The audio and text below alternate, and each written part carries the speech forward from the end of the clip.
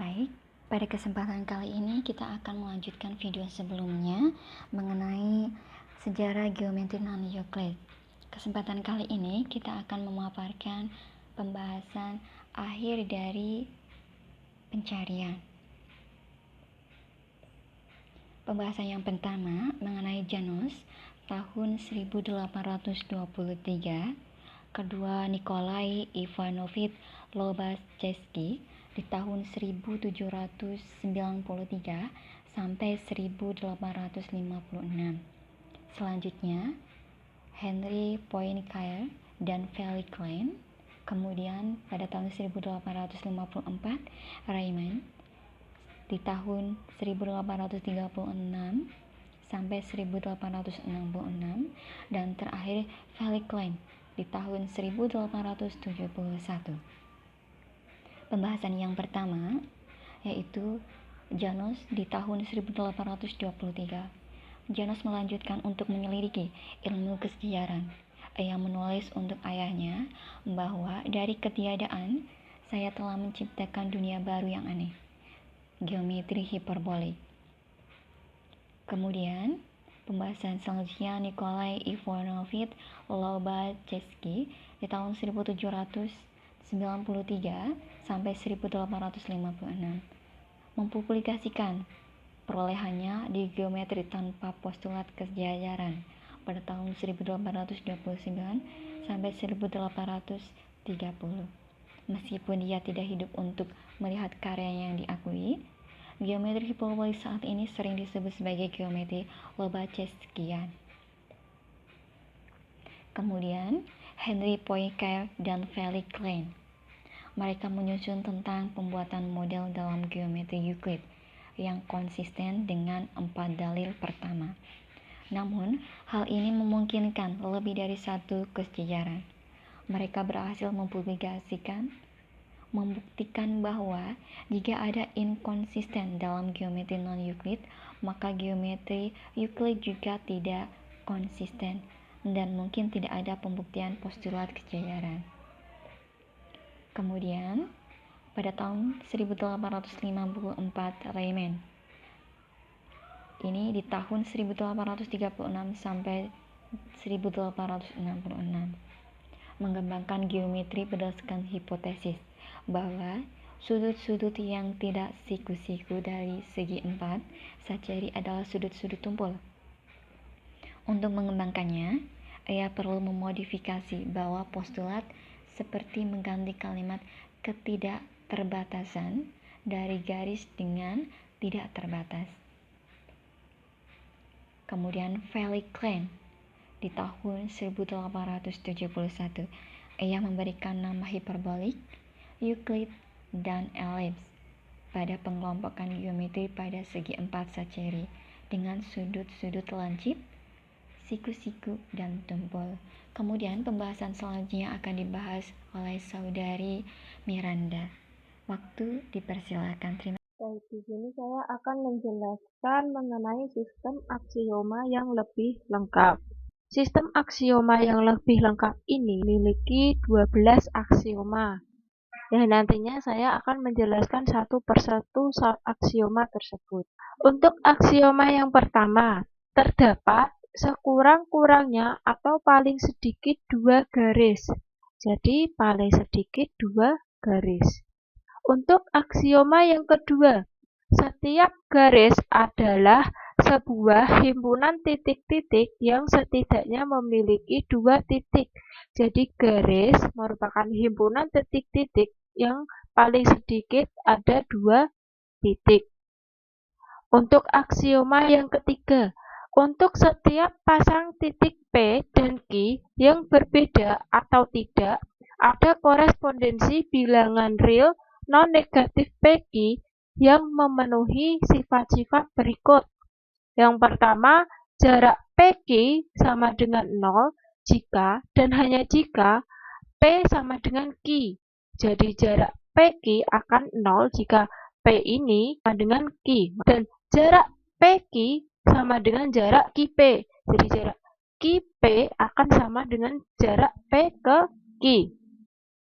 Aksioma yang keempat, Setiap pasang titik yang berbeda, P dan Q terletak pada setidaknya satu garis, dan jika PQ kurang dari alfa, PQ merupakan garis yang tunggal. Jika alfa tak terbatas, kita mendapatkan geometri Euclid dan atau geometri hiperbolik.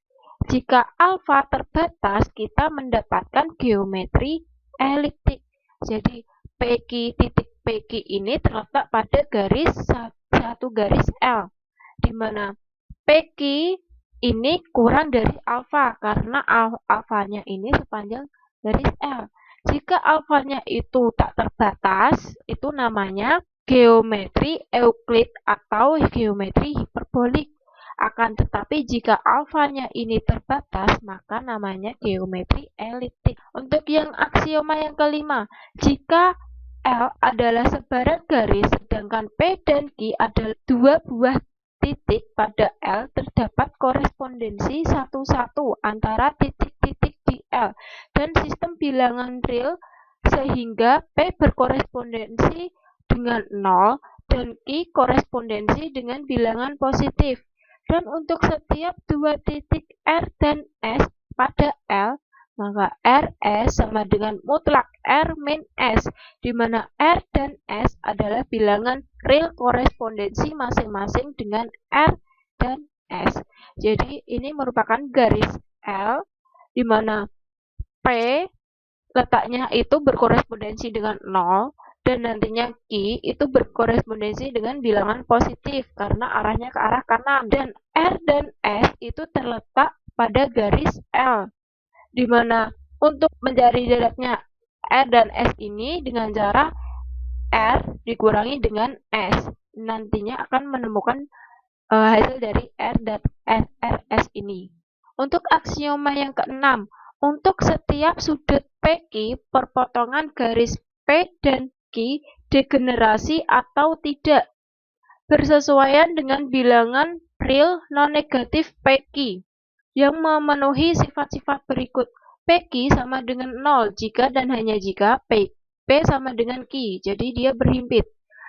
Yang kedua, PQ sama dengan QP. Perpotongannya ini membentuk PQ sama dengan QP.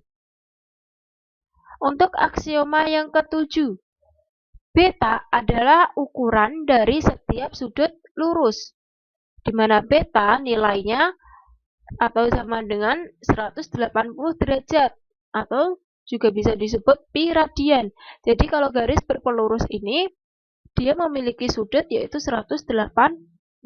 Nah, untuk aksioma yang ke-8, jika O adalah titik asal dari sinar garis dan P dan Q adalah sinar garis, maka terdapat sistem koordinat G untuk O di mana himpunan X negatif beta kurang dari X, interval tertutup beta, X anggota bilangan real, memenuhi sifat yang pertama, GP sama dengan 0 dan GP lebih dari 0. Jadi P dan Q ini merupakan sinar garis, membentuk GP lebih dari 0. Untuk yang kedua, untuk setiap dua sinar R dan S, jika GR sama dengan X dan GS sama dengan Y, maka RS sama dengan mutlak X min Y untuk kasus mutlak X min Y kurang dari beta. Dan RS sama dengan 2 beta dikurangi mutlak X min Y untuk setiap kasus X mutlak X min Y lebih dari 2 beta. Jadi ini sudut dari X ini garisnya sinar R, dan ini sinarnya S. Kalau sinar S itu membentuk sudut Y, di mana untuk mencari RS itu dari mutlak X min Y. Untuk aksioma yang ke-9, ada korespondensi dengan setiap garis L dalam dua wilayah bidang H1 dan H2 dengan sifat-sifat berikut. Setiap titik pada bidang memiliki tepat satu dari L dan H1, H2. Yang kedua, H1 dan H2 masing-masing himpunan konteks.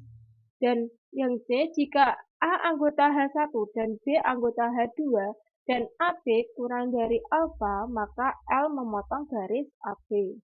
Jadi kabarnya seperti ini. Jadi H1 dan H2 merupakan himpunan konveks. Jika A ini anggota H1 dan B ini anggota H2, maka AB ini kurang dari alfa, maka L memotong garis AB.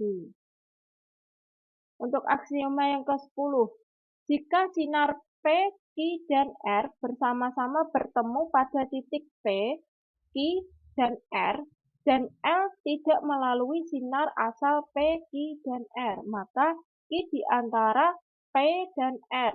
Hanya jika Q di antara P dan R.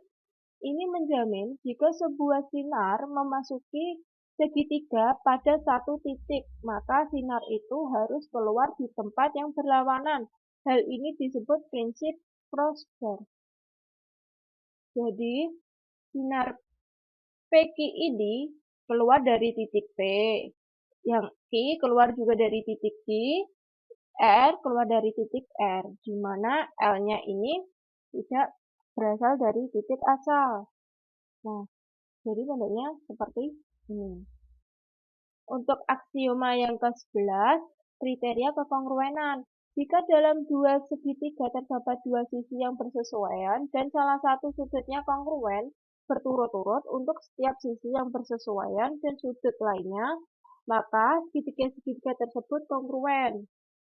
Jadi gambarnya seperti ini, ada dua buah segitiga yang kongruen. Nah, aksioma yang terakhir, yaitu aksioma yang ke-12. Jika diberikan sebuah titik dan garis yang saling terpisah, terdapat sebuah atau beberapa garis yang melalui titik dan sejajar dengan garis yang diketahui. Satu garis merupakan geometri Euclid. Jadi satu garis ini merupakan geometri Euclid. Tidak ada garis merupakan geometri eliptik. Ini merupakan geometri eliptik. Dan dari dua garis ini merupakan geometri hiperbolik. Nah, untuk yang terakhir, perhatikan pada aksioma 4 dan 12 terdapat keterangan bahwa pilihan yang berbeda akan mengarah kepada geometri yang berbeda. Postulat Euclid hanya mengarah pada geometri Euclid, tetapi sistem aksioma ini memberi modifikasi, yaitu geometri Euclid, hiperbolik, dan eliptik. Nah, sekian presentasi dari kelompok kami. Apabila ada pertanyaan, boleh ditanyakan. Kurang lebihnya, mohon maaf. Wassalamualaikum warahmatullahi wabarakatuh.